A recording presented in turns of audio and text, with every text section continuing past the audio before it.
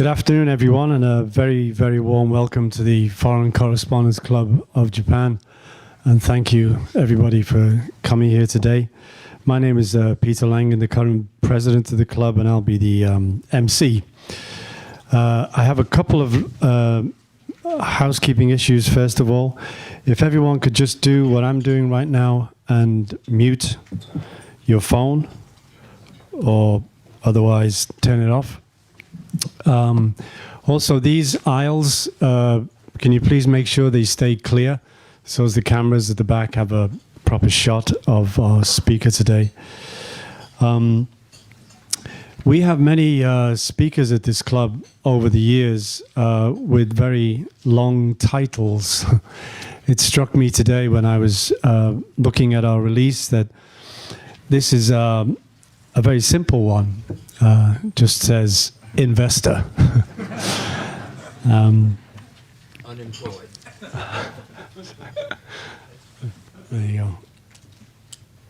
Unemployed. Unemployed. So I would argue that to attain that kind of a simplicity of title takes an awful lot of work, an awful lot of experience, having seen an awful lot.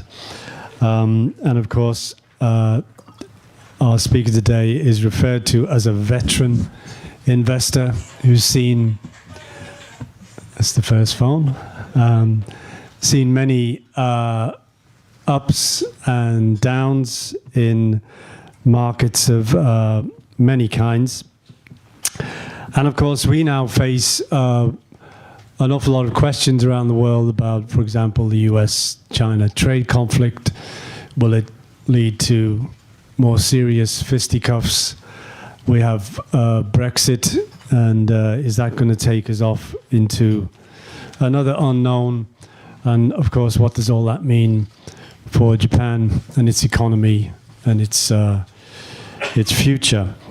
So that will be the topic today, although Jim has stressed to me that he's going to keep his remarks fairly short, because he really wants to open the floor to Q&A as much as possible, and he'd like that to go on for an extended period. So enough from me, and it's over to you, Jim. Thank you. I am. Can you? No. Can you hear me? Hello? Can you hear me? I am delighted to be here. I once spoke to you all before, I think it was years ago, probably before most of you were born. I'm very surprised and delighted to be invited back, very pleased to be invited back. This club, at least as far as I know, has a long and storied history, so I'm very proud and honored to be here. I'm not going to talk long. Basically, the reason I'm here is because of this book, which is titled A Warning to Japan.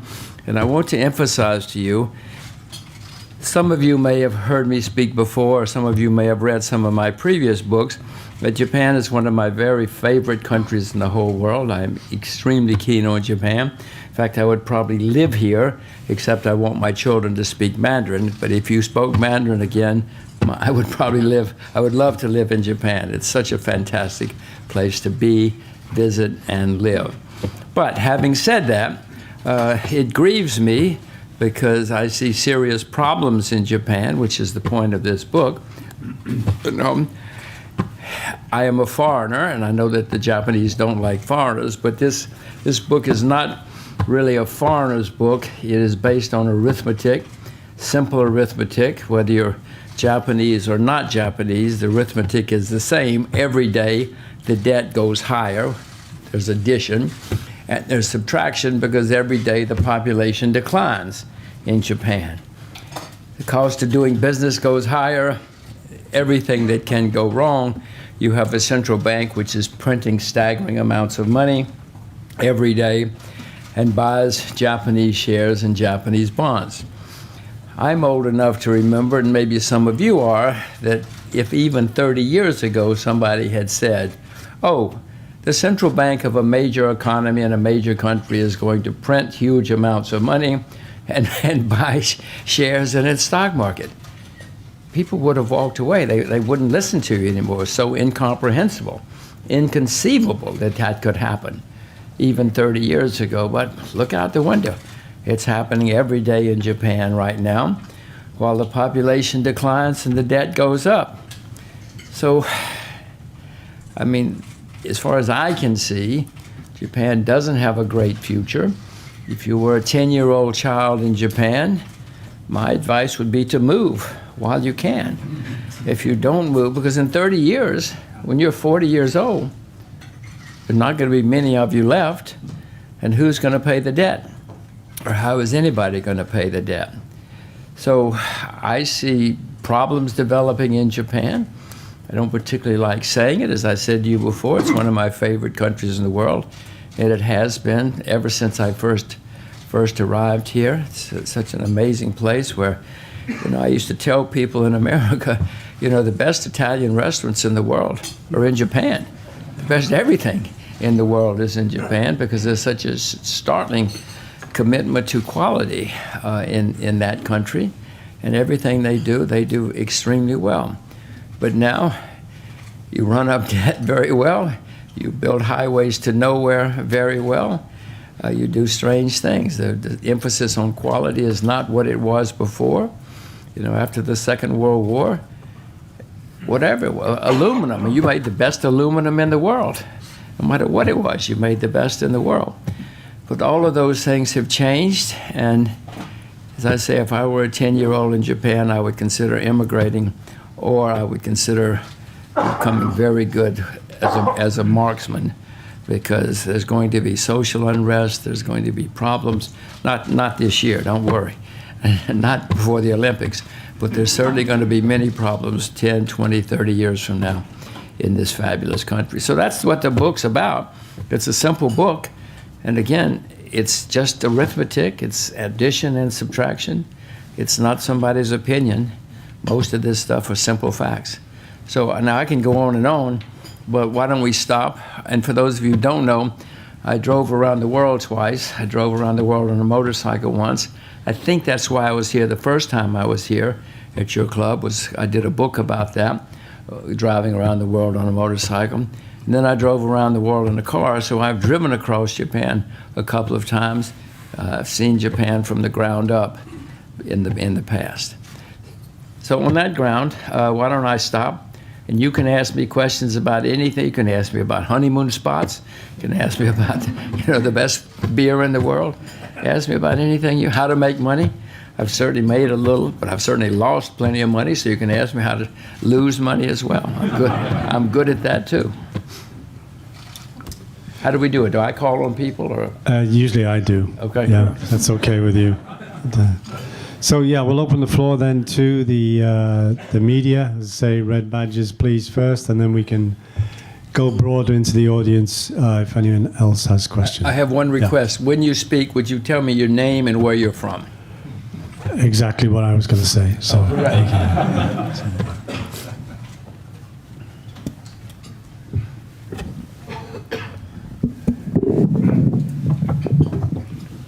I'm Benjamin Fulford from Weekly Geopolitical News and Analysis. I'm originally from Canada, but I'm a long-term resident of Japan.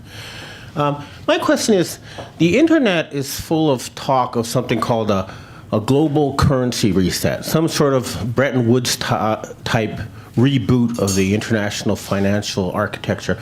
I'm wondering if you've heard anything about that, and if so, what? And then a follow-up question, what's your view of the current system dominated by privately owned central banks? Wow. The internet is full of everything, so we could have a long discussion about things on the internet. That sort of theory has been around for a long time. My answer to it is that when things get really bad, and we are going to have some really bad times in the next few years, you might very well see things like that.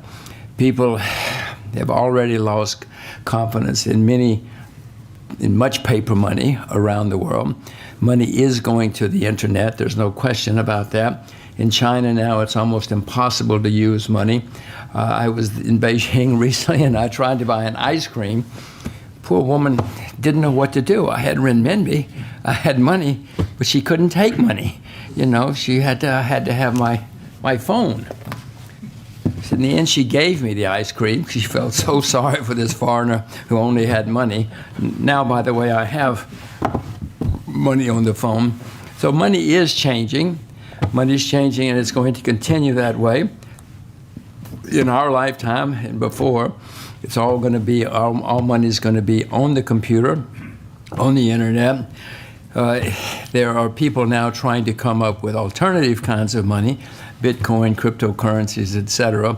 You didn't ask, but since I'm here, that's partly because people are losing confidence in paper money, back to what you said, and losing confidence in governments. And that always leads to changes whenever it's happened in the past. My view on cryptocurrencies is they're all going to disappear. They're all going to go to zero. But money will be on the computer. There's no question about that. And, well, again, you didn't ask, but since I'm here, the reason I will tell you that they are all going to go to zero is because these guys are smarter than the governments, and they'll tell you that we're smarter than the government. Don't worry, we can do this. But my answer to that is, yes, you are smarter, but the government has the guns. And as some of you know, 100 years ago, 150 years ago, people used whatever they wanted as money. If you wanted to use seashells or silver coins, banks could print their own money. People used whatever they wanted as money. But then in the 1930s, the Bank of England said, from now on, if you use anything for money except our money, our official sterling, it's an act of treason. Well, treason means they execute you. So needless to say, people stopped using seashells and sugar cubes and other things as money, and they only use the government money. That day will come if cryptocurrencies become successful. They will destroy themselves. So I'm not a big fan of cryptocurrency. I don't own any. In other words, I wish I'd bought some. Some have done very well, but many have already disappeared, as you know, and many more will disappear as things evolve. Now that leads to the situation of currency reset. Yes, we're going to have serious problems in the currency markets in the foreseeable future. I expect sometime in the next few years to have a bear market, which will be the worst in my lifetime. And I am one of the oldest people here, so that means it will be the worst in your lifetime too. The reason that's going to happen, in 2008 we had lots of financial problems because of debt, too much debt. Well, since then, debt everywhere in the world has skyrocketed. Many people have talked about austerity, but nobody has practiced austerity. So the debt has gone up by staggering amounts. The central bank in America's debt has gone up by over 500% in just 11 years. So if that's happened with the central bank, you can imagine what's happened in many other companies, individuals, governments, etc. There are many governments that are now essentially bankrupt. So we're going to have very serious problems in the foreseeable future, and always in history when that sort of thing has happened, big changes take place. And that's one of the reasons people are talking about a currency reset. Is that the way you put it? Yes, we will certainly have that in some countries. And my view of what's going to happen, I own a lot of US dollars, not because the US dollar is a sound currency. It's not. The United States is the largest debtor nation in the history of the world, and the debts get bigger every day. So you'll say, why do you own it then? I own it because turmoil is coming, and when it comes, people throughout history have looked for a safe haven. The US dollar, for historical reasons, is perceived as a safe haven, and so many people will flee to the US dollar. It will get overpriced. It might even turn into a bubble, at which point I hope I'm smart enough to sell my US dollars and put them somewhere else, because that will probably be the last hurrah for the US dollar, because it is a huge debtor, et cetera, et cetera. And when that happens, what will the world do? Which leads to your currency reset. I doubt if we will have a Bretton Woods, but it depends on how bad things get. People are going to be desperately looking for somewhere to put their money. Might try gold for the world might try gold for a while. I doubt it. but sometimes in the past they've fled to a gold standard or a quasi-gold standard. I doubt that will happen again. It might turn into some kind of computer money, but it will be government-backed computer money. It will not be guys sitting in a garage somewhere with their own cryptocurrency. So we may well have a currency reset, but for the most part, I don't see it happening the way they say it's going to happen. We will have turmoil, we will have big changes, money will be on the computer, but it's going to be government money, and if you want to define that as a currency reset, yes, it's coming.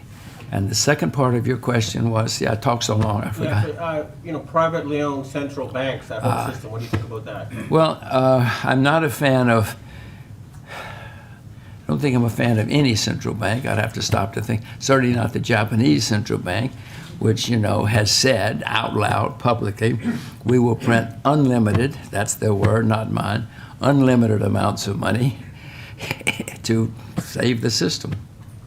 It's destroying the system, in my view. I'm certainly not a fan of the American Central Bank, which has led from one disaster to another. They're the ones who came up with this idea, if we just print a lot of money and drive interest rates to zero, everything will be okay. They're not going to be okay. Interest rates have never been this low in the history of the world.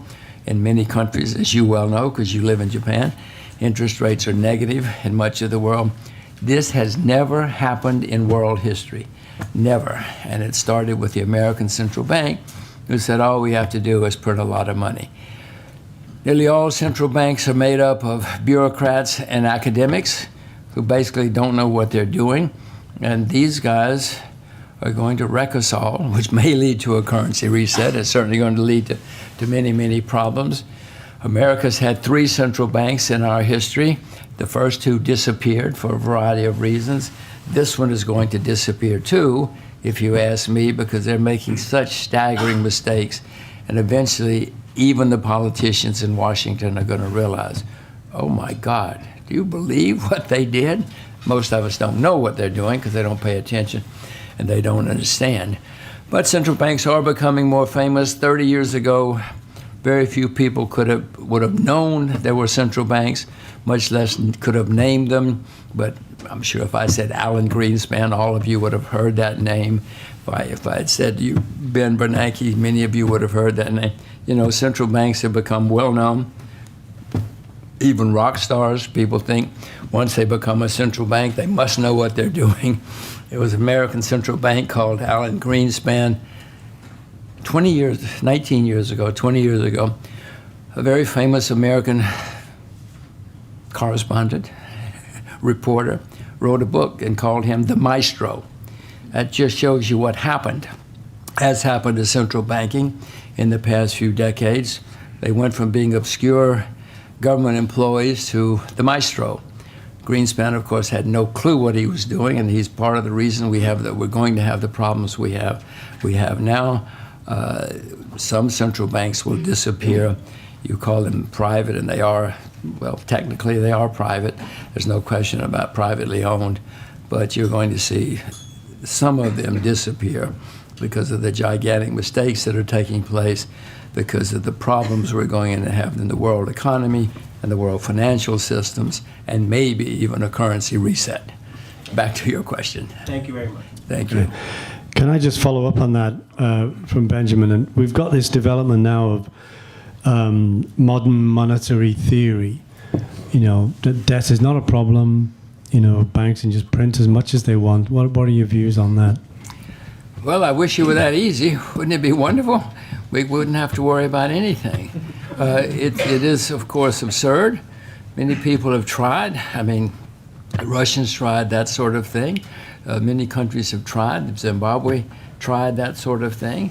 I don't know of any country which has tried that approach, which has ever succeeded.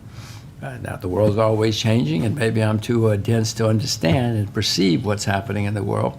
But there's never been a free lunch, and I'm of the school that there's not going to be a free lunch. If it's that simple, Zimbabwe would be the richest country in the world right now.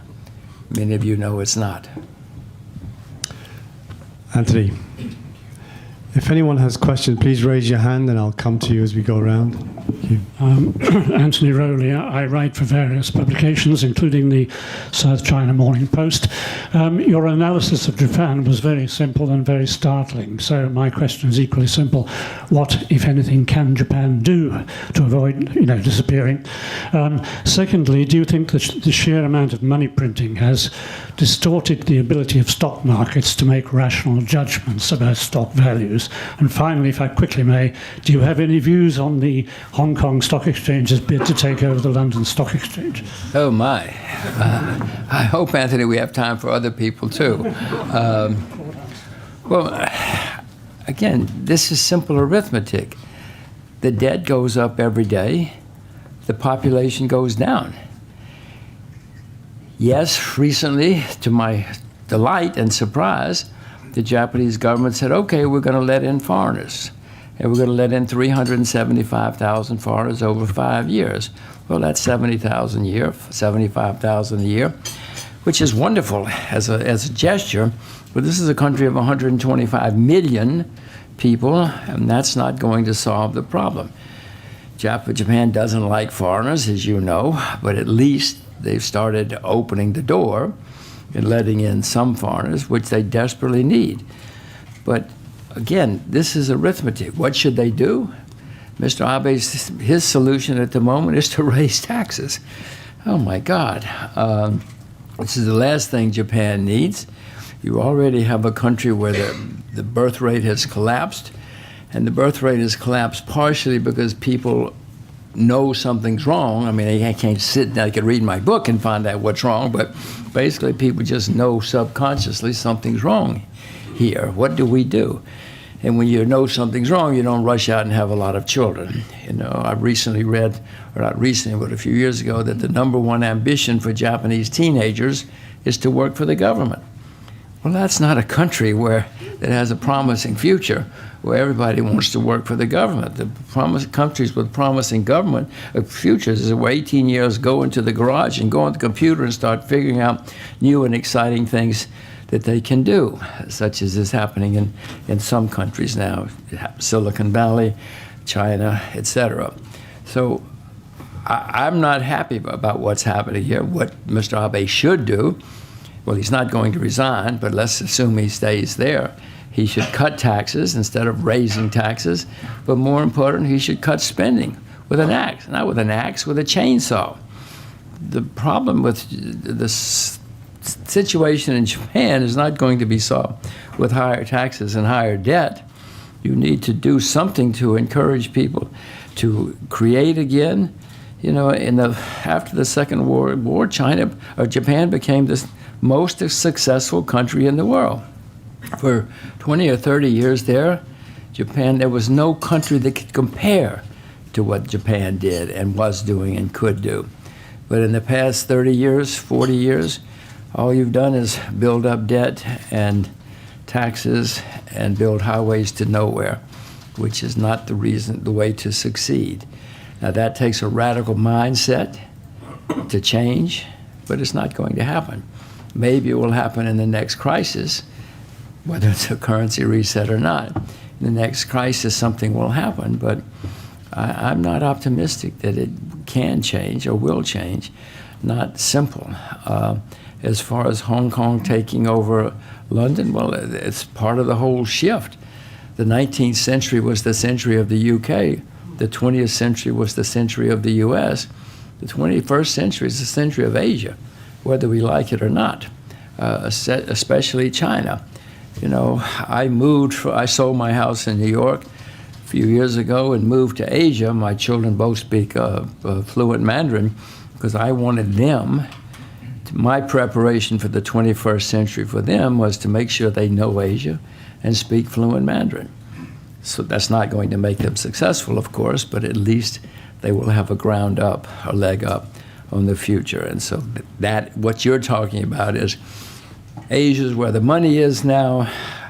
China, Taiwan, Singapore, the people, Korea, the people who have the money. And it's part of a trend which historians will look back one day and say, oh yeah, see, these were all steps along the way of the shift from Asia, from Europe and the West to Asia. Will it succeed? Probably not. Probably not right now, because there are too many vested interests in the UK and in the West who will scream and yell about, oh, horrible Asians, horrible Chinese, and look at Hong Kong, they're in the streets. So it's easy to pull out propaganda against it happening. Will it happen in our lifetime? Yes. There's more and more movement from Europe, from the West to the East, whether we like it or not. And what was your second question?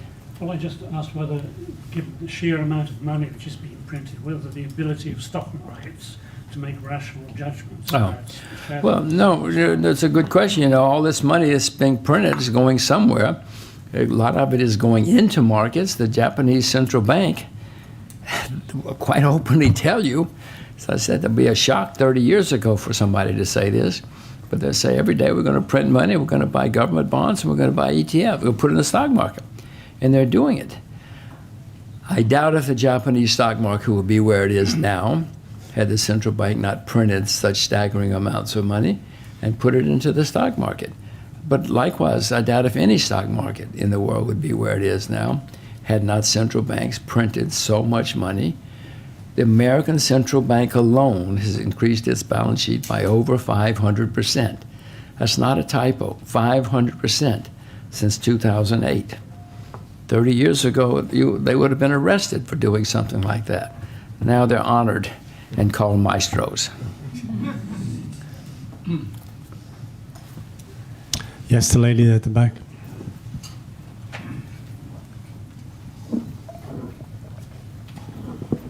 Hello, I'm Minjong Lee, stocks reporter with Bloomberg News in Tokyo, originally from South Korea.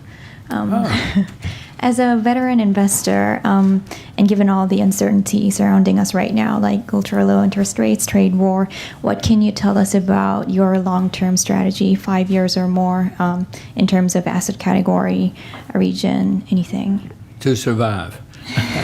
I hope I'm smarter because they're good. They're very tumultuous times coming. I hope that I get it right. Many people are going to disappear. I hope I'm not one of them. At the moment, I don't own any shares in the United States. For instance, with the United States stock market's at all-time highs. I'm not buying shares many places. I am buying shares in Russia as we speak. Looking for investments in China. I would like to find, as South Korea, as the 38th parallel disappears, I'm excited about the Korean Peninsula. The Korean Peninsula is going to be the most exciting, I'm not going to call it a country, but it's going to be the most exciting place in the world for the next 10 or 20 years when the 38th parallel is completely open. I am looking for investments in various and sundry places. I bought a few shares in Zimbabwe recently. Nobody cares about Zimbabwe, but there are places where there are opportunities. If I could, I would invest in Venezuela. I went there recently, but I'm an American citizen, so I cannot invest in Venezuela. I'm a citizen of the land of the free. We're not very free in the land of the free. Most of you can invest in Venezuela. I cannot, but if I were you, I would certainly be looking at Venezuela, places like that. I have learned in my investing career that when a country turns into a catastrophe, usually if you invest there in 5 or 6 years, you look like a genius. So if any of you have any interest in Venezuela, I would urge you to start looking there. But for the most part, I'm not rushing out to buy shares in most places in the world right now. I'm certainly open to new places. Vietnam, I recently was in Vietnam. Myanmar is opening its markets to foreigners. They've just changed the law. I shouldn't tell you all this, but Myanmar will be a good place to invest short. There are only 5 stocks listed, so don't think you can rush out and buy a lot. And it's still very complicated. It's almost impossible. They changed the law to make it so foreigners could invest, but then they didn't change other things, so it's still very difficult. to invest in Myanmar, but I would urge you to learn about Myanmar. I would urge you to learn about Zimbabwe. I would urge you to learn about Venezuela, North Korea. I would urge you to learn about Russia. I am buying shares in Russia as we speak. I will be buying Russian government bonds in rubles down the road. These are some, agriculture is very, I'm optimistic about agriculture. Agriculture has been an unmitigated disaster for 30, 35 years. It's so bad that the average age of farmers in America is 58. The average age in Japan is 66. The highest rate of suicide in the UK is in agriculture. You know about Indian farmers committing suicide. You know, more people in America study public relations than study agriculture. I mean, agriculture is a disaster, an unmitigated disaster, but you have a word in Japanese, kiki. Is it kiki? Yeah. You know, which is like the Chinese word, wei qi, that disaster and opportunity are the same thing. So if you don't like your job in Tokyo, you might, and you like the outdoors, you might think about becoming a farmer. In Japan, there are huge empty stretches of land because all the farmers have died and their children have gone to Osaka or somewhere. So you might consider agriculture in many parts of the world. Do you know how to drive a tractor? See? Perfect example. I bet you nobody, very few people in this room can drive a tractor. Room full of successful, educated people, none of them can drive a tractor. There's an opportunity. Yes, the gentleman here. Again, if anyone has questions, please raise your hand so I can put you on the list. Richard Solomon from Beacon Reports. From where? Beacon Reports. Okay. I write about Japan's economy. A number of years ago, Kyle Bass predicted that Japan would be the first developed nation to undergo capital flight. Are you prepared to suggest that Japan might be or would become the first developed nation to experience such a meltdown? And secondly, to dovetail in with that, you yourself have described Japan as being an exceptional nation. Now, I've lived here for 10 years, and I would agree with you.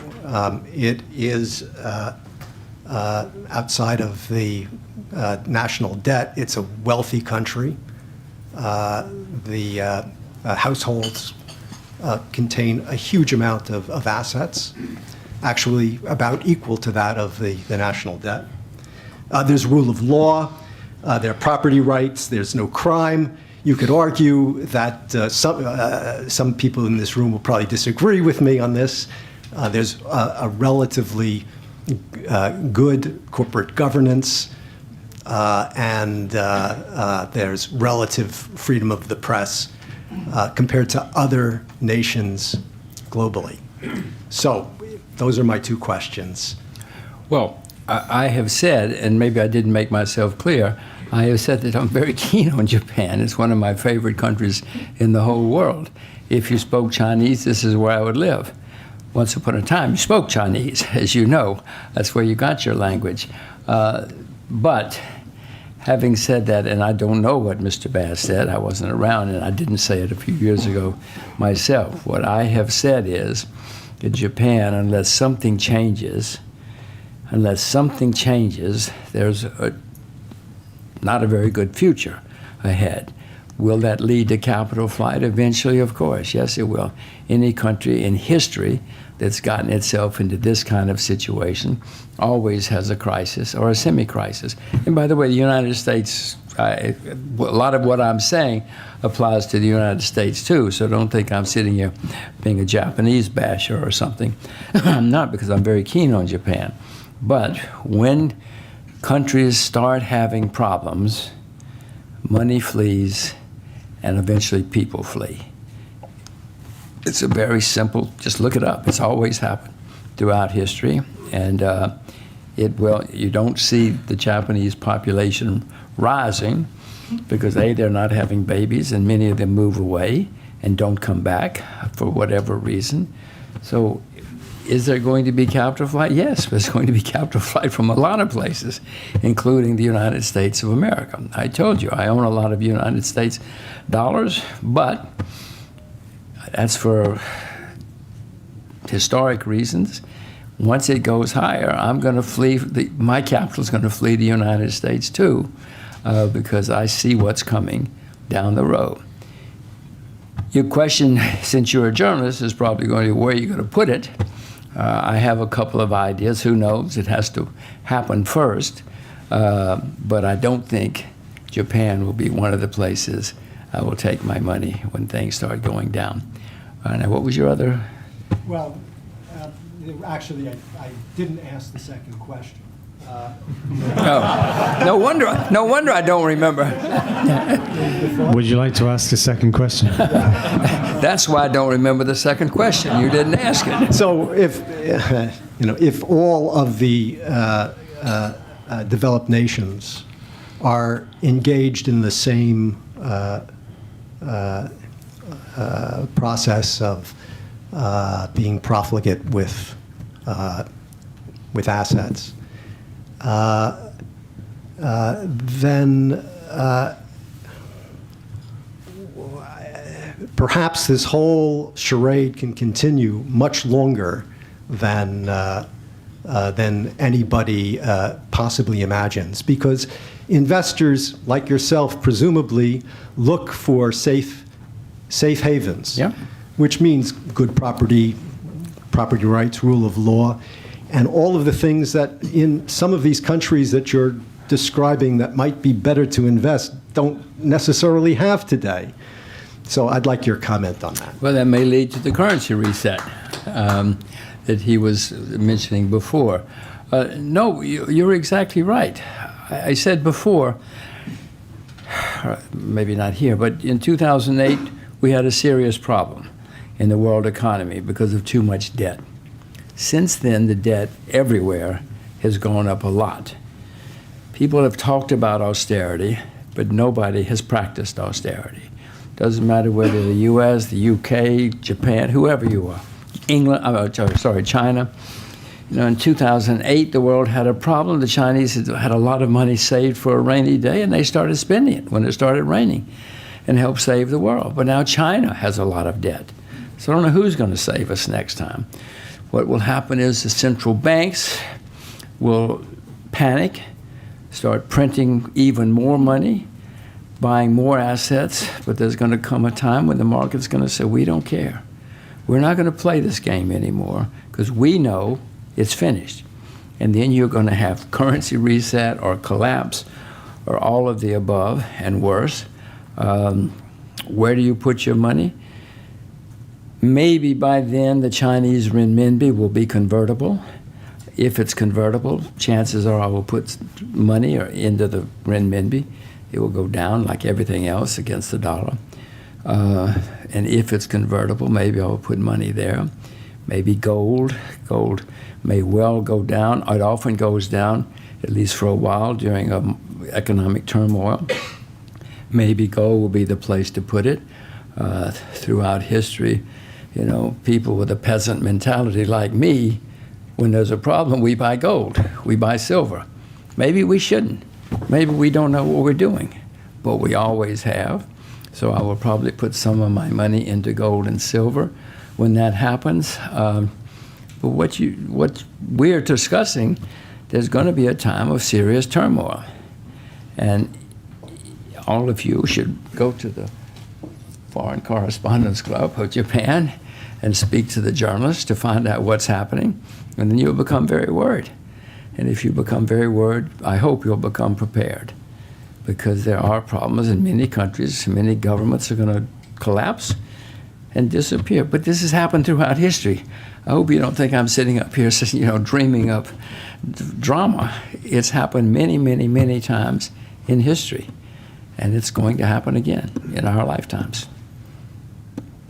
I hope it happens many times in my lifetime. I hope I live a long time so I can see a lot of currency turmoil and crisis and collapse.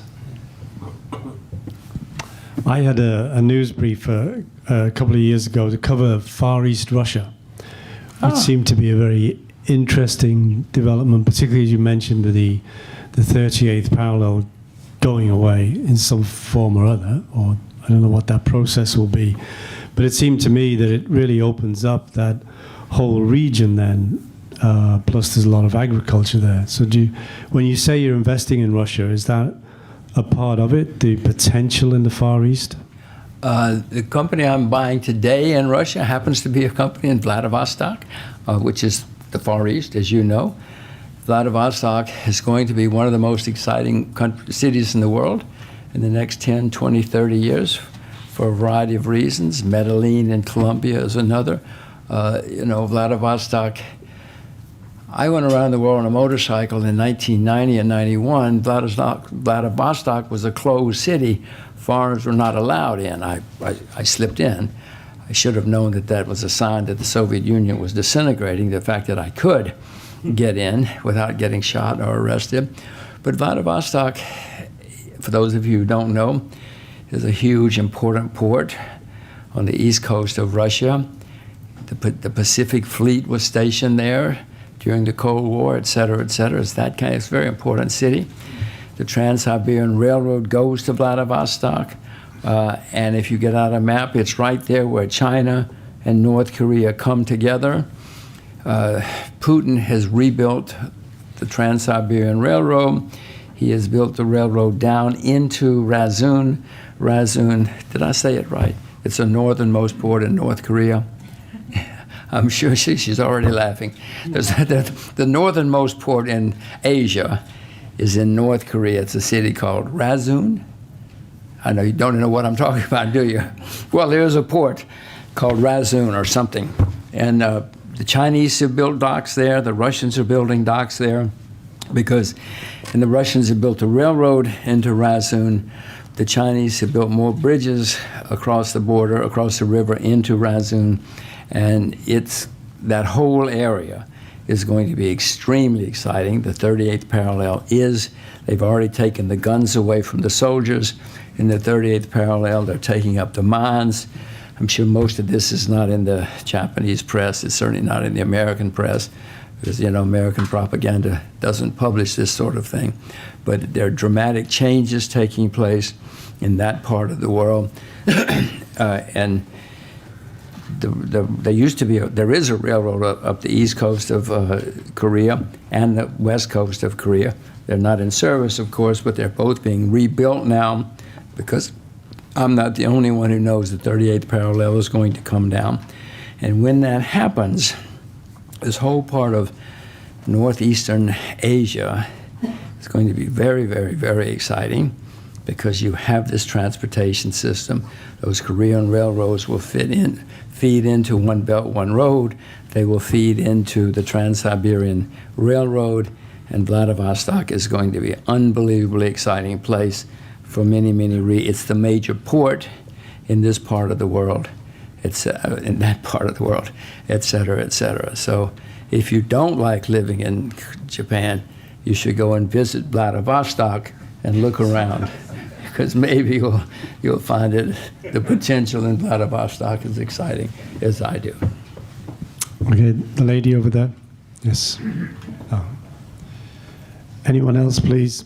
I'll open the floor to any other questions. At this point, please raise your hand if you have any to let me know.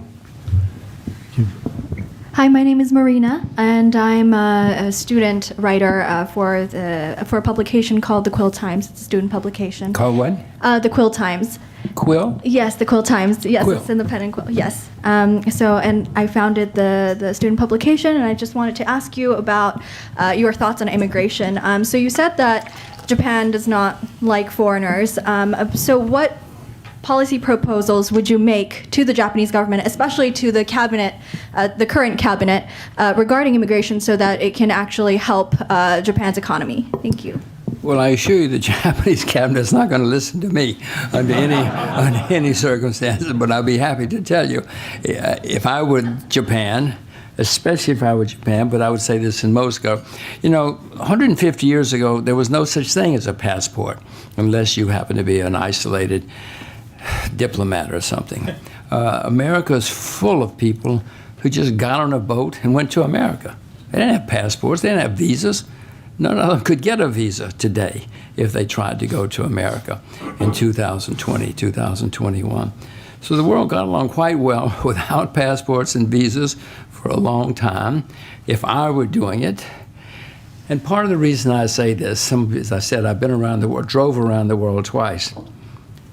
You cannot imagine how much time, energy, and money is spent by citizens of the world crossing borders or getting into airports or going through airports.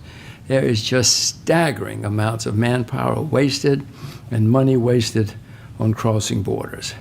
And I don't know what, I do know why it happens. The British 150 years ago decided the way to control their citizens more was to make them have passports, and it was all designed by the British to control their citizenry as they had this empire expanding. So that's where they came from. I mean, there was a precedent before that, but basically that's why it became so popular and why all of us have passports now. So I would abolish passports, I would abolish visas, and I would let you come and go, as people did for hundreds, thousands of years without having to go down to the passport office and the visa office.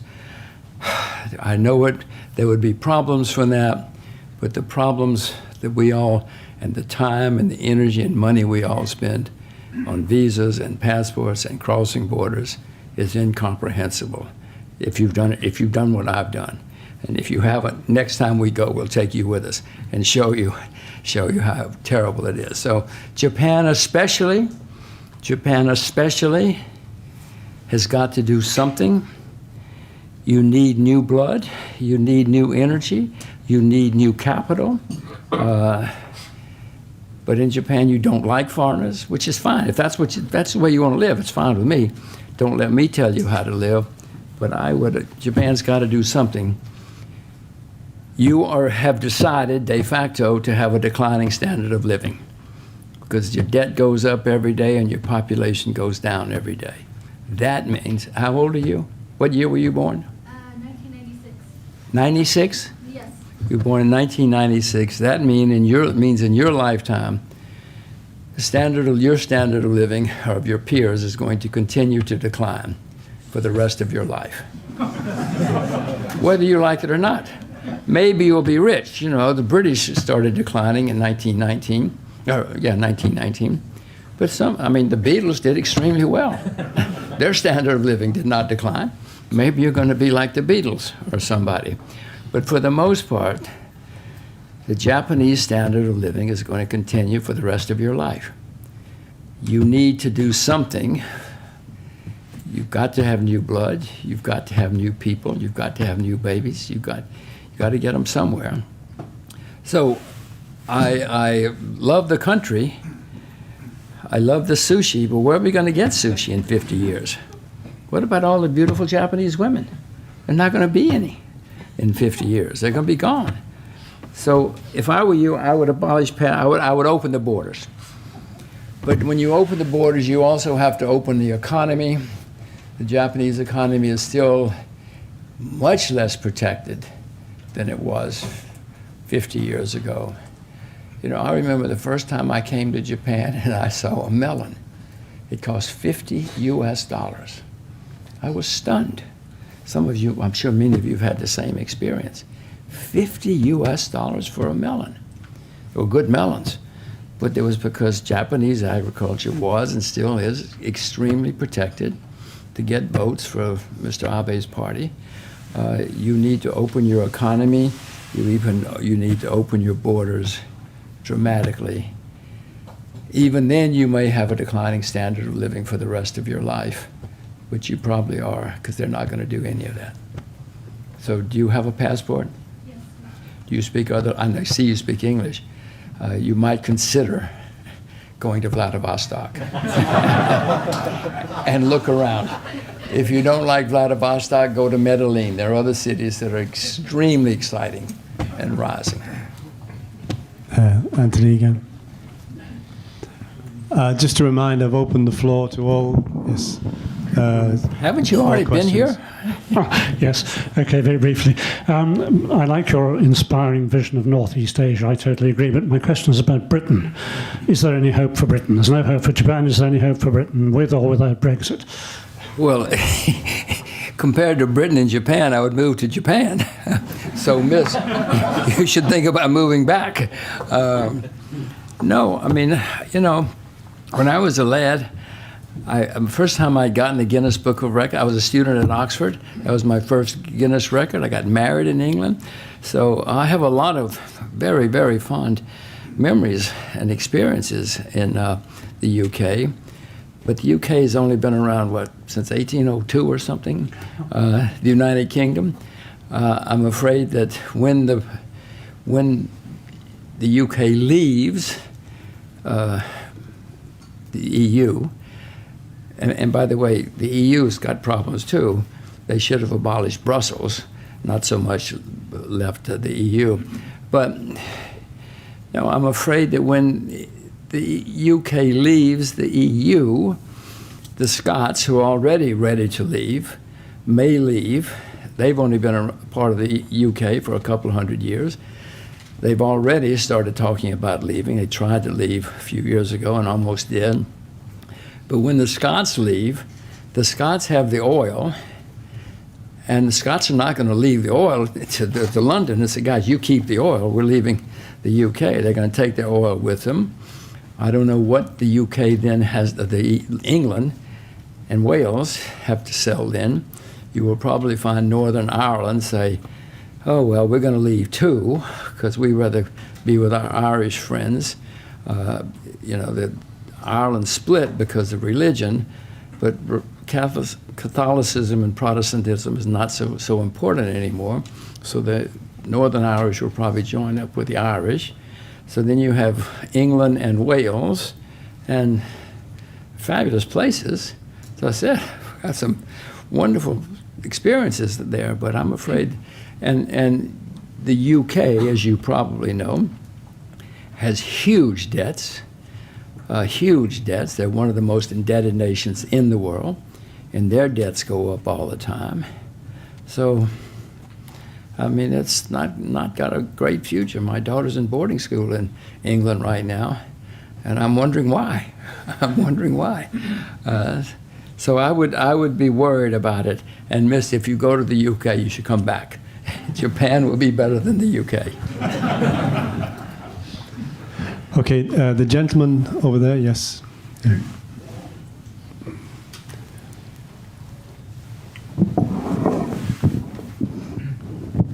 Hi, my name's Gautam. I grew up in Japan working in a business here.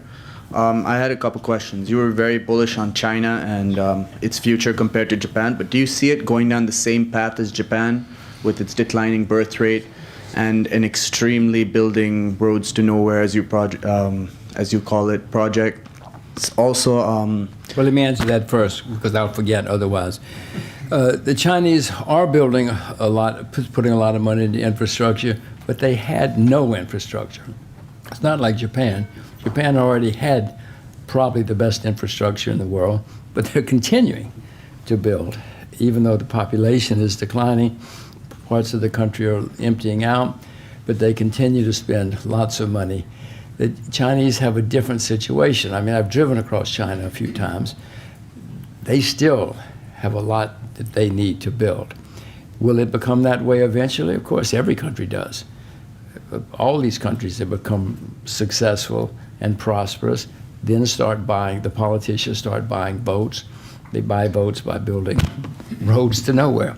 So of course, but that's the 21st century.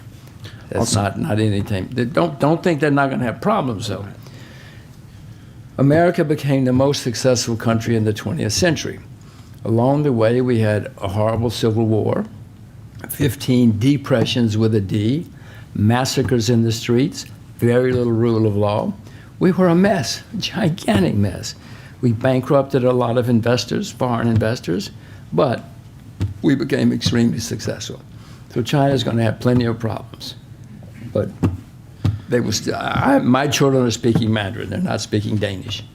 Fair enough. I have a second question. You said that you're still hanging on to the dollar and you still see it as a safe refuge. But with this onset of inverted yield curves and topping off of the stock market, has dollar not reached its peak or its power in terms of investing, or you still see it continuing and then a fall off after a couple of years? Everything you just said is accurate, but that's why I own the dollar, because when the turmoil comes, people are not going to flee to the euro. They're not going to flee to the British pound. Even the Swiss franc, which for many years of my life, there was nothing sounder than the Swiss franc.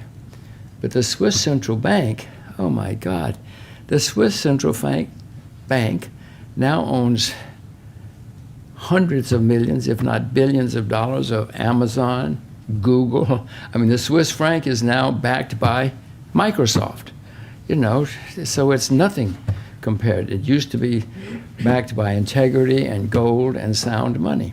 Now they put huge amounts of assets into American FANGs, as they're called. So even the Swiss franc, I'm very hard pressed to find a currency in the world now that has any integrity at all, including even the Swiss franc. So where will the money go? I don't know. I told you a couple of places where I might put my money. If the dollar does become overpriced, and if the dollar does become a bubble, which my expectation, I don't know where I might put my money. It will depend on the world, how it evolves at that time. I don't think I'll put my money into cryptocurrencies for reasons I've mentioned. But no, listen, I want to survive, just like all of us want to survive. It's going to be a difficult and complicated period. If you know the answer, let me give you my card. Send me an email. If anybody knows the answer, I'll give you my card. Send me an email. Can I ask you about the Hong Kong situation? I mean, the way that has blown up surprised everybody. And you need some water. And I would like a Coca-Cola, if that's possible. Do you have any Coca-Cola in the house? I don't want to ruin the day. It's okay. I will live. Could you ask in the bar? No, I will live. Go ahead. I can survive. Don't worry. All right. Yeah, Hong Kong, which the way it surprised everybody the way it's blown out. There seems to be, headed for a major conflict with Beijing. So how do you see that playing out, both politically and from the point of view of an investor? Well, put your money, the simple answer is buy Shenzhen, buy Singapore, because, Shenzhen does have an industrial base. I mean, it's the Silicon Valley. It's better than Silicon Valley of China. Hong Kong doesn't have much industrial base other than finance, which developed because China was closed by the communists. So, Hong Kong, in 1850, in America, there was a city called Baltimore, which was the third largest city in the country. It's still there, but it's not even in the top 25. As countries evolve and develop, things change. Hong Kong is only there because China was closed in 1949, so Hong Kong, which was not much, became a very important financial center. And manufacturing to some extent, but it's basically a financial center.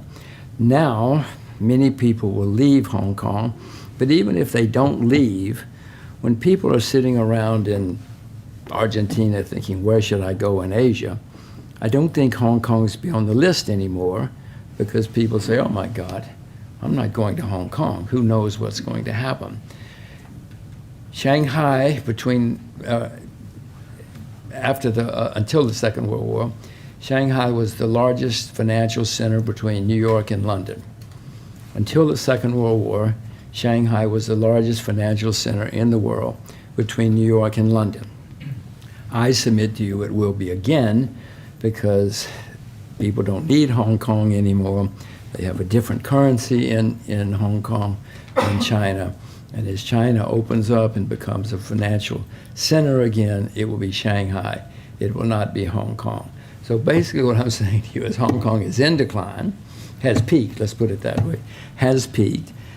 What's happening is not going to help the situation there, even if China does nothing and just lets it evolve and blow up or calm down or whatever. So I would urge you, if you're thinking about Asia, to think about Shenzhen. Thank you. Shenzhen and or Singapore. Hong Kong's a wonderful city. I love it. And I don't like saying this, but I don't see that the future of Hong Kong is anything other than continued decline, as Baltimore declined for many, many decades. But could you comment though on that? How do you see it playing out politically? But well, I don't know. The Chinese government doesn't listen to me, but so far they seem to be taking the approach that leave them alone, it'll blow over. If I were the Chinese government, I guess that's what I would do too. I don't see that sending troops in there does anything other than makes huge amounts of enemies and more turmoil and raises the prospect of tension in China itself. So I don't see anything else happening. And maybe there's a better solution, but I would suspect it's just going to, Chinese are going to just leave it alone and let it take care of itself. In the meantime, the de facto result is going to be the continued decline of Hong Kong. Okay. Any other questions from the floor? Benjamin, you have another? Yeah.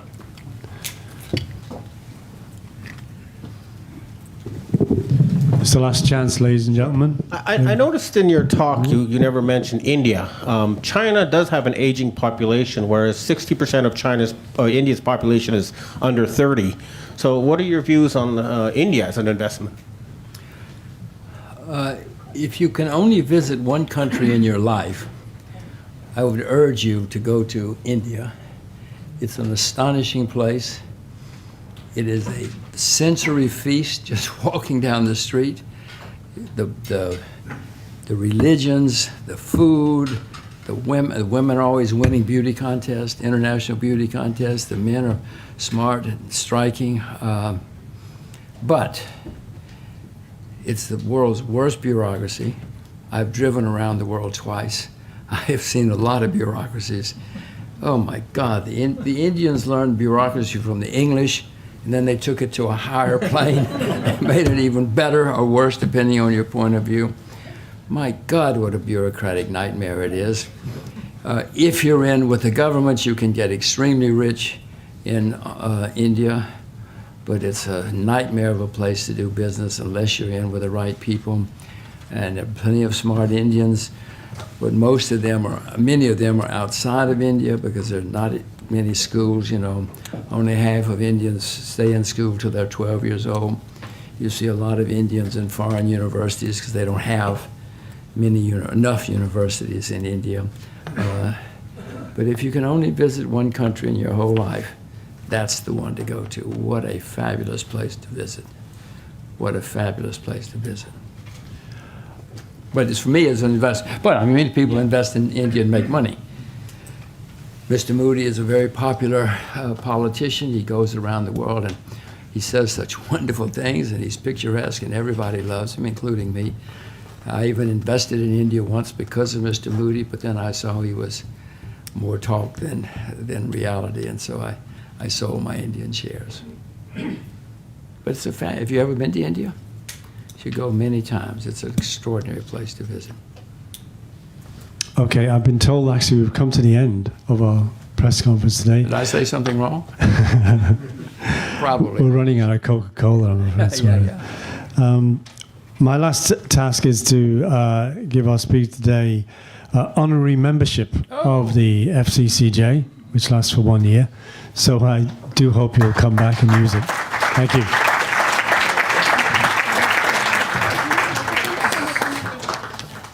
So my last membership expired. Thank you. No, my pleasure. Thank you. Thank you. I'll be back here.